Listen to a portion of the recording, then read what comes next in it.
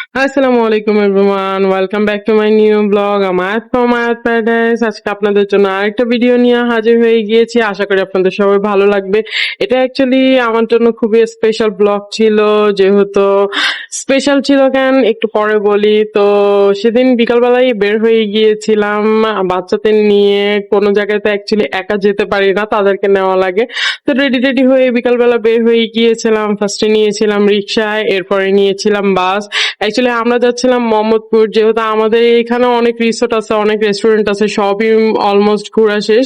মোহাম্মদপুরে অ্যাকচুয়ালি এই জন্য যাওয়া, কারণ এখানে যত আর কি রিসোর্ট গুলো আছে, রেস্টুরেন্ট গুলো আছে, বসার তেমন একটা জায়গা নেই। আর যেই গরম ছিল, তো মাস্ট বি একটু বসার জন্য, একটু হেলদি ভাবে থাকার জন্যই আর কি মোহাম্মদপুর যাওয়া। তো মোহাম্মদপুর আমরা রেন ফরেস্টে চলে গিয়েছিলাম, এটা তাজমহল রোডে অবস্থিত। তো সেদিন অ্যাকচুয়ালি ঘুরতে বের হওয়ার রিজন ছিল আমাদের অ্যানিভার্সারি ছিল।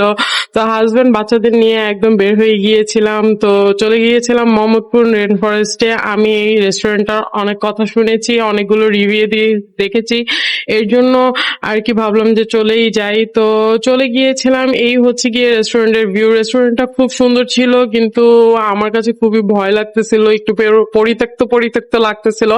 এই কারণে যে একটু মানে ডেকোরেশন ঠিক আছে অ্যাকচুয়ালি, কিন্তু তারা হয়তোবা ডেকোরেশন করার জন্য একটু পুরানো জিনিসের ইউজ করেছে, এর জন্যই আমার কাছে একটু ভয় লাগতেছিল। উপরের দিকে সিঁড়িগুলো কেমন জানি একটু ছিল নর্মাল নর্মাল টাইপের।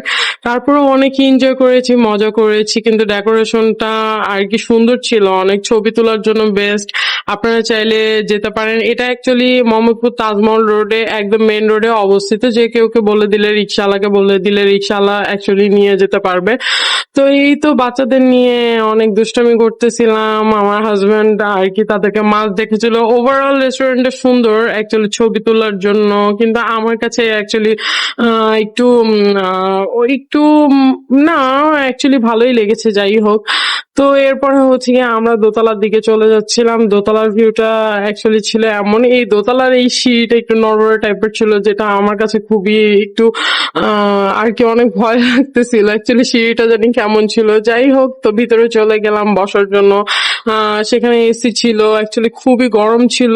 তো আমরা বেশিক্ষণ নিচে ছিলাম না। তো কিছুক্ষণ টাইম স্পেন্ড করার পর উপরে চলে আসছিলাম। উপরের ভিউটাও মোটামুটি ওভারঅল সুন্দরই ছিল। ফ্যান ছাড়া ছিল, সাথে এসি ছাড়া ছিল, খুবই এনজয় করছিলাম। তো এরপরে হচ্ছে গিয়ে সেদিন আমি অ্যাকচুয়ালি আমার ছেলের স্কুলে সেদিন অনুষ্ঠান ছিল। এরপরে আর কি একসাথে অনেক অনেক অ্যাকচুয়ালি সেদিন জার্নি করা পড়েছে, ক্ষুধাও লেগেছিল। তো দুপুরবেলা লাঞ্চ তেমন একটা করতে পারিনি, তো ভাবলাম যে কিছু অর্ডার দিয়ে দেই। এখানে আপনারা পজ করে বিভিন্ন জিনিসের, এই রেস্টুরেন্টের আইটেমের কেমন দাম, কোনটার আপনারা দেখতে পারেন। তো এখানে মোটামুটি রিজনেবল প্রাইসই বলবো, রিজনেবল প্রাইসের মধ্যেই ছিল। তো আমার হাজবেন্ড অনেকজনেরই আর কি অনেকজনেরই আর কি কথা যে আমার হাজবেন্ডের আমি চেহারা দেখাই না কেন, হ্যান ত্যান, ভালো মেয়েরা চেহারা দেখায়, খারাপ মেয়েরা চেহারা দেখায় না। যাই হোক, আমার হাজবেন্ডের চেহারা আমি এই কারণে দেখি না, আমার হাজবেন্ড অ্যাকচুয়ালি ব্লগ করা পছন্দ করে না ফার্স্ট অফ অল। আর সেকেন্ডলি হচ্ছে গিয়ে ও ভিডিওতে অ্যাকচুয়ালি চায় না যে আমি ওকে ভিডিওতে শো করাই। তো যেদিন অ্যাকচুয়ালি পারমিশন দিবে সেদিন আমার হাজবেন্ডকে সবাইকে দেখিয়ে দিব। আমার যেহেতু দুই বাচ্চারই সবসময় ছবি দেই, আমি বিবাহিত সেটা সবাই জানে। তো হাজবেন্ডকে দেখানো দেখানো বা না দেখানো নিয়ে সেটাতে অ্যাকচুয়ালি আপনাদের এত মাথা ব্যথা কেন আমি জানি না। যাই হোক, এরপরে এনজয় করতেছিলাম। এরপরে আমার বাচ্চারা অ্যাকচুয়ালি একটু কান্নাকাটি করতেছিল। তো আমার ব্যাগে আমি ওদেরকে সব সময় নিয়ে বের হলে ব্যাগে আর কি ললিপপ, বিস্কিট আর কি চকলেট সবই নিয়ে যাই সাথে করে। তো তাদেরকে একটু থামানোর জন্য আর কি ললিপপ দিচ্ছিলাম, তো আমি নিজেও একটু খাচ্ছিলাম। তো খুবই দুষ্টামি করছিলাম। ওভারঅল দিনটা এতটাই সুন্দর কাটছে, আলহামদুলিল্লাহ আলহামদুলিল্লাহ, খুবই মজা করেছি। সেখানে গিয়ে আমার বাচ্চারা তো খুবই খুশি, তারা কোথাও বের হওয়ার কথা শুনলেই খুবই খুশি। তো আর কি অ্যানিভার্সারি হিসাবে আমার হাজবেন্ডের এটাই ছিল ট্রিট, যে চলো ঘুরে আসি বাইরে। তো আমাদের অ্যাকচুয়ালি সেভাবে কোনো কিছুই করা হয় না, যেহেতু দায়িত্ব ঘাড়ের উপর অনেক অনেক, আর আগের মতো সেভাবে কিছু করা করা হয় না। খুবই ইচ্ছা ছিল একটা কেক কাটিং করব, দুইটা রোজ হাতে থাকবে, দুইটা চকলেট হাতে থাকবে। আমার হাজবেন্ডটাই খুবই আনরোমান্টিক, যদিও আমি বলেছিলাম, কিন্তু সে আমার জন্য আনে নাই। যাই হোক, সে আমাকে এত সুন্দর একটা ট্রিট দিয়েছে, বাইরে ঘুরাইতে আর কি নিয়ে গেছে আর কি। সে আমাদের আর কি ডিনার করাইছে। তো তখন মোটামুটি সন্ধ্যা হয়ে গিয়েছিল। অ্যাকচুয়ালি লাঞ্চের বদলে ডিনারই করেই দিয়েছে, আমি সারাদিন কিছুই খাইনি। তো আমরা অ্যাকচুয়ালি খাবারের অর্ডার দিয়ে অ্যাকচুয়ালি অপেক্ষা করতেছিলাম যে কখন আর কি খাবার আসবে। তো আমরা বসেছিলাম, এক সাইডে আমার বড় ছেলে ছিল, এক সাইডে আমার ছোট ছেলে ছিল। ছোট ছেলেকে নিয়ে আমি বসেছিলাম, এর মধ্যে আর কি খাবার চলে আসছিল।